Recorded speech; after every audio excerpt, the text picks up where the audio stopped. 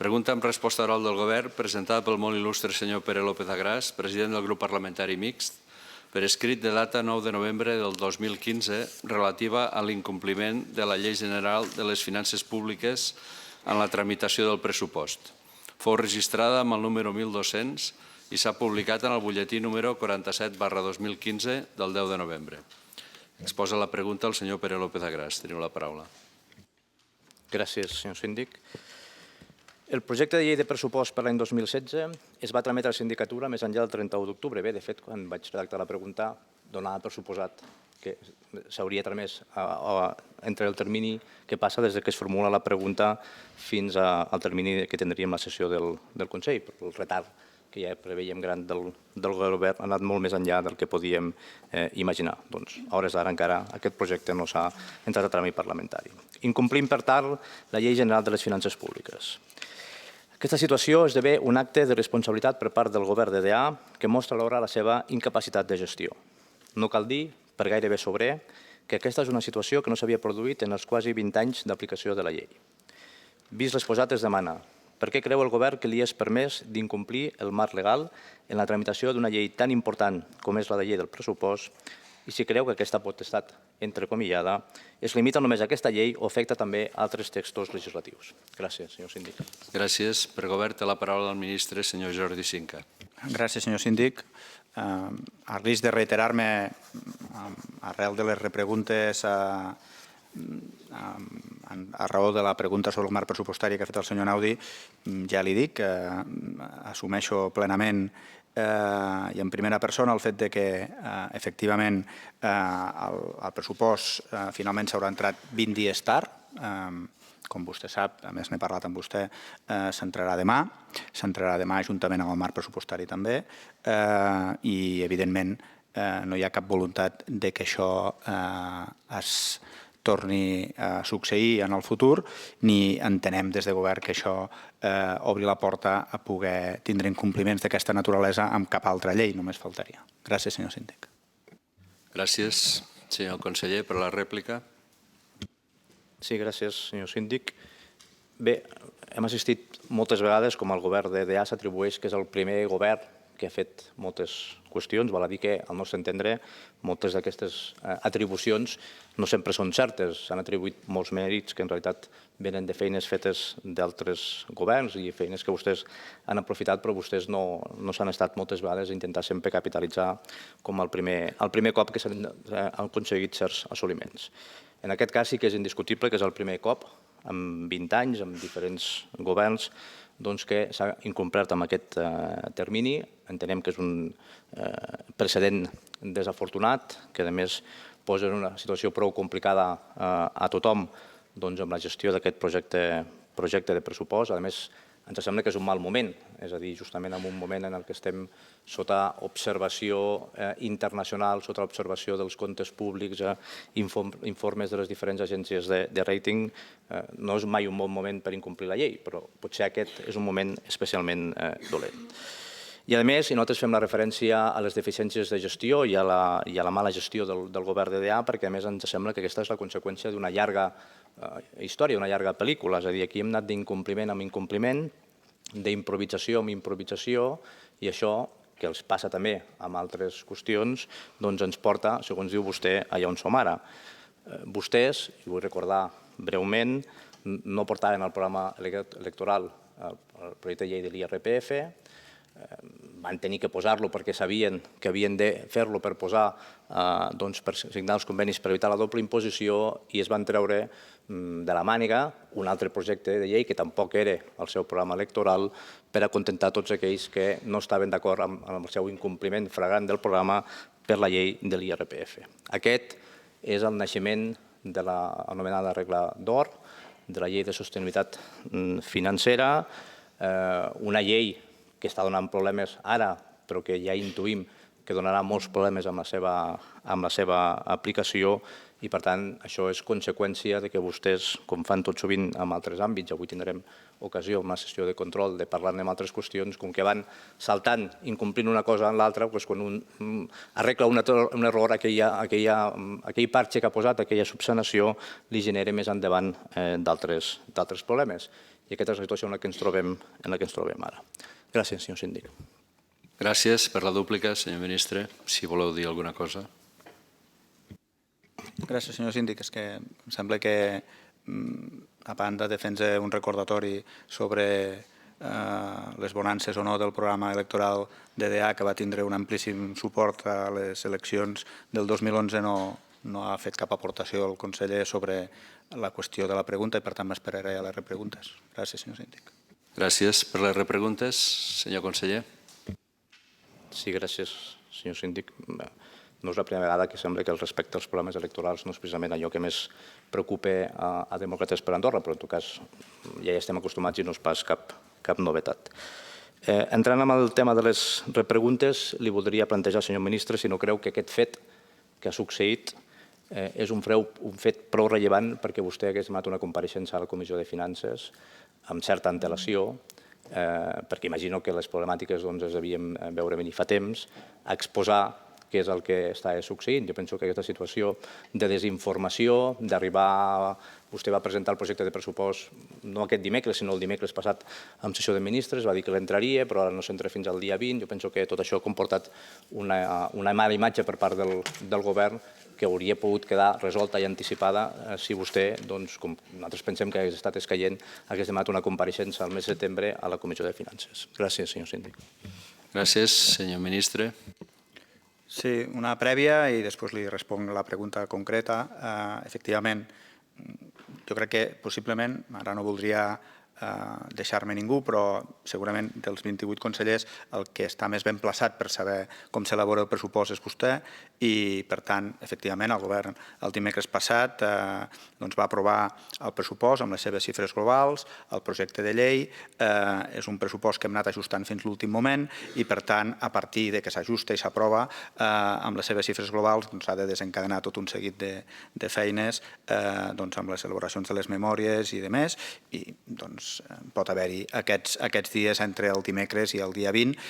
És veritat també, a més, que com vostè sap, ahir hi havia govern, avui hi ha Consell General, però ens hauríem mogut, en el millor dels casos, entre el 18 i el 20, perquè és el temps que hem necessitat per completar tota la informació que ha d'acompanyar el pressupost i insisteixo, demà es presentarà i també ja li he dit, perquè vostè en pugui fer l'ús necessari, que assumeixo en primera persona la responsabilitat. En relació al tema de la compareixença, doncs sí, és veritat, té tota la raó, hauria pogut demanar una compareixença per explicar un fet rellevant, com és el fet de retardar-me en la presentació del pressupost, no li puc pas negar, i em prenc bona nota perquè potser això ens hauria estalviat un debat com aquest i li hauríem pogut explicar a través de la comissió legislativa. Hauria estat una possibilitat que no m'hauria semblat sobrera i que no vaig tindre present. Gràcies, senyor síndic. Gràcies. Alguna altra repregunta, senyor Pere López? Sí, gràcies, senyor síndic. Em sap greu acusar-lo de mala gestió en aquest tema, però entendrà que no el puc pas felicitar pel calendari amb el que s'aprova el pressupost i, a més, recuperava l'altre dia la seva compareixença que com a ministre va efectuar a inicis de legislatura per veure si ens en va parlar aquell dia que hi havia unes possibles dificultats i si això comportaria un retard en la tramitació del pressupost. És més, jo li vaig demanar per l'aplicació de la regla d'or, també el conseller del grup demòcrata, el senyor Miquel Aleix, també li va demanar sobre aquesta qüestió i estàvem parlant del mes de juliol, jo diria que bastant avançant al mes de juliol, no em va semblar entendre, tot al contrari, que vostè hi veiés cap mena de problemàtica. Per tant, li demano com és possible que a finals de mes de juliol, i per tant ja coneixent totes les obligacions que li podria comportar la regla d'or, doncs primer no em va parlar quan vostè va tenir el temps d'exposar les seves línies mestres i perquè després a dues preguntes sobre aquesta qüestió, tant la formulada pel senyor Aleix com la que vaig formular jo, tampoc no ens va posar en advertiment que podria haver-hi dificultats. Gràcies, senyor síndic. Gràcies, senyor ministre. Sí, gràcies, senyor síndic. Efectivament, vaig comparèixer a la comissió a petició meva per exposar una mica tot el pla de treball per a aquesta legislatura, entre els quals, evidentment, hi ha també l'elaboració dels diferents pressupostos dels diferents exercicis i aquella era una compareixença feta el dia 20 de juliol, si mal no recordo, i en aquell moment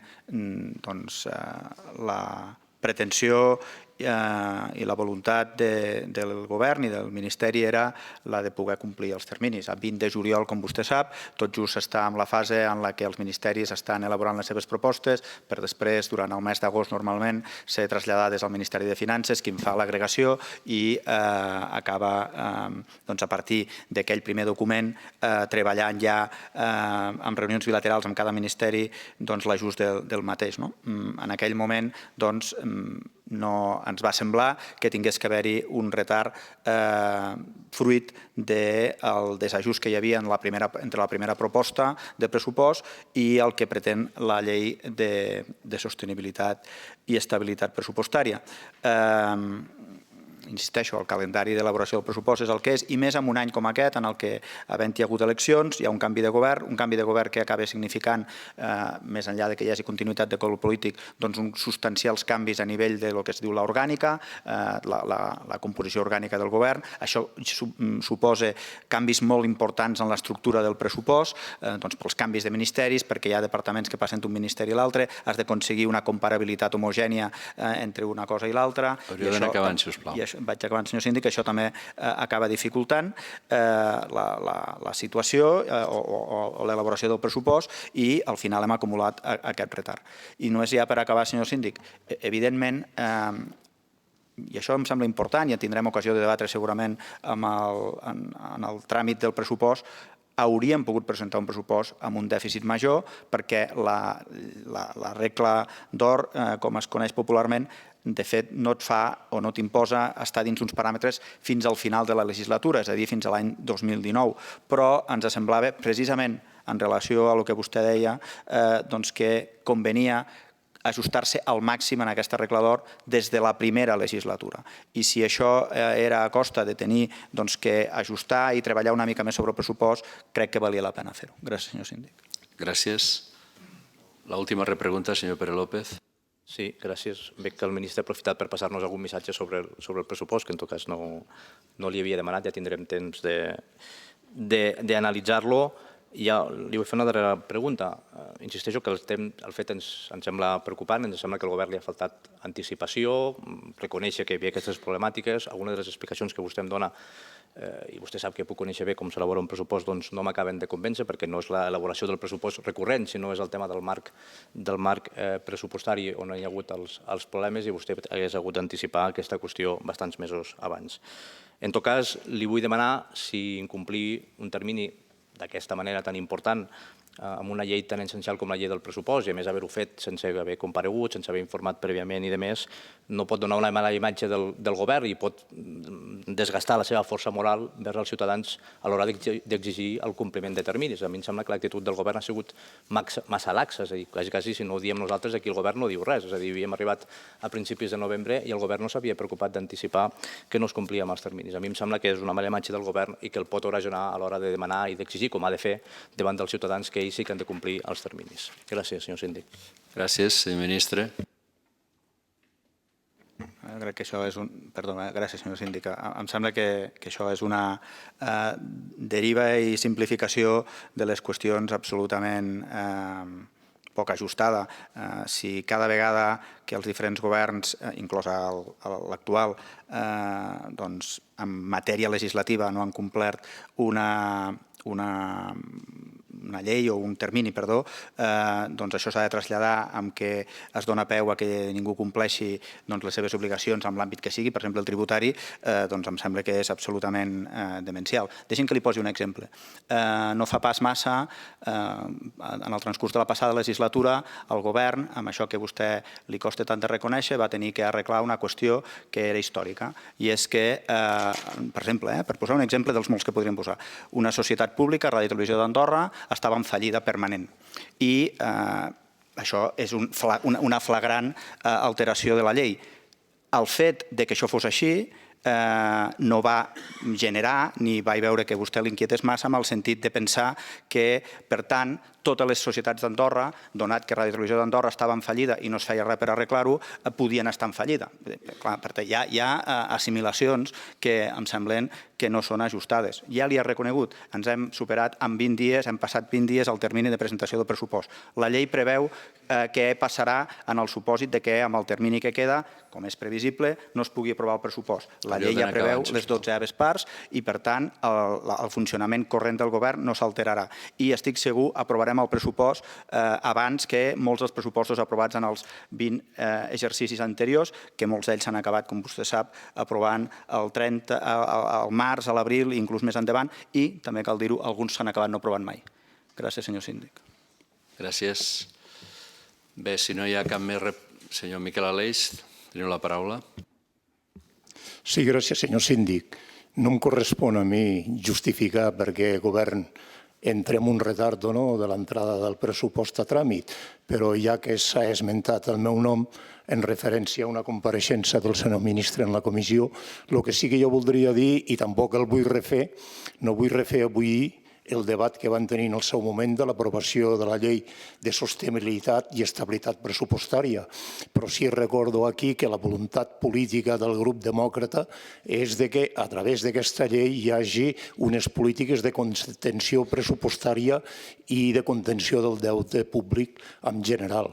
I que això, jo l'únic que li voldria demanar ara al senyor ministre és si l'aplicació d'aquesta llei comporta, ja que s'ha de fer unes previsions per als 4 anys de la legislatura, un cert treball important en l'elaboració del pressupost, com molt bé ha dit el senyor ministre.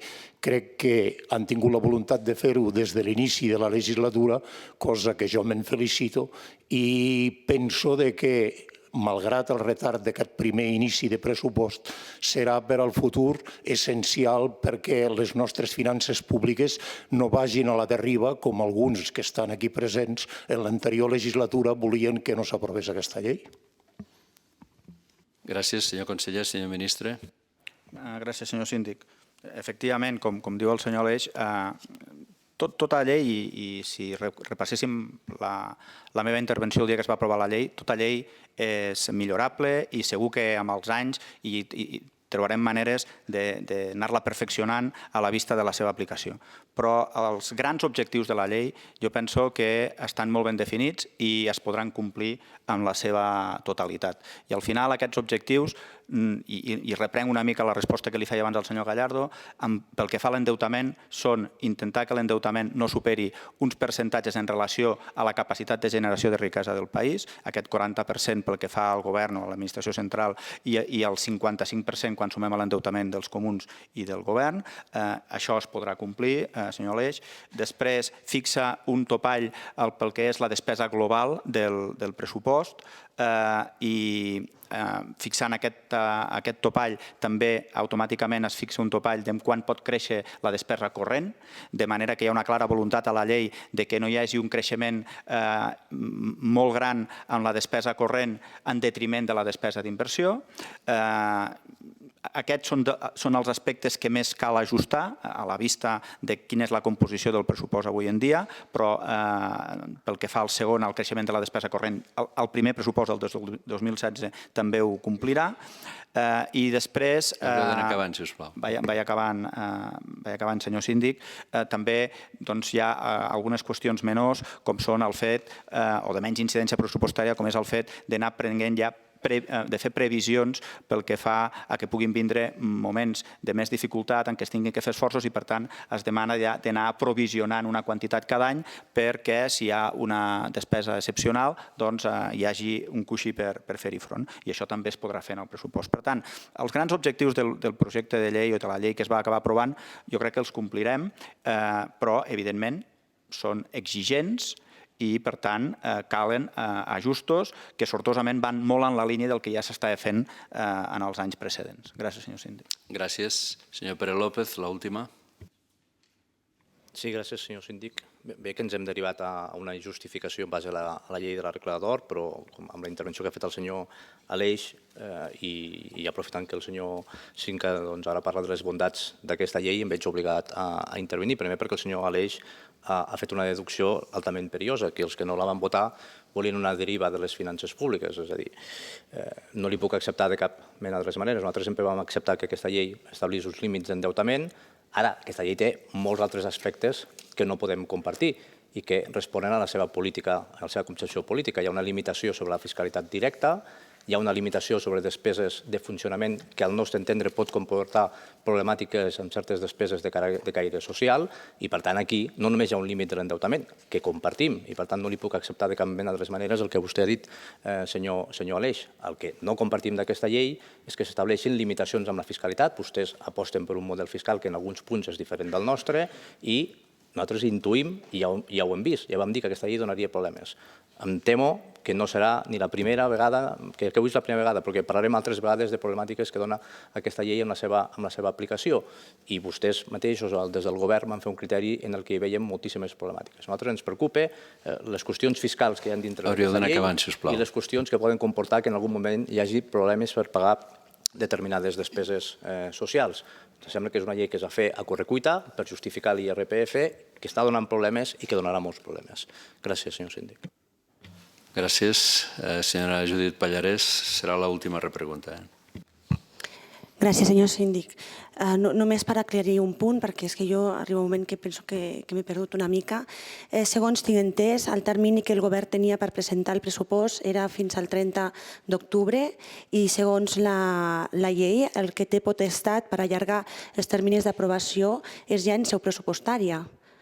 O és al revés, perquè tinc la sensació que el govern s'ha apropiat d'aquell termini que li correspon al Consell General. O sigui, el Consell General pot allargar el termini en l'aprovació, però per llei està prestablert que el govern té l'obligació de presentar-lo. I tinc la sensació que amb això de que és veritat que és la primera vegada que s'introdueix, és cert que... O sigui, tinc la sensació que el govern s'ha agafat a criteri propi la potestat que té el Consell de que es pugui allargar aquesta aprovació del pressupost. No sé si estic confosa. És aquesta la seva pregunta? Gràcies, senyor síndic. És aquesta la seva pregunta? Gràcies, senyor síndic. Senyor ministre. No sé si l'he entesa, però en tot cas la llei és clara. El termini per presentar al govern el projecte de pressupost és el 30 d'octubre. No hi ha res més, senzillament el govern, com ja he dit, i he assumit personalment, no ha complert aquest termini. No hi ha res més. Gràcies, senyor síndic. Gràcies. Suspenem la sessió fins a les 11:30.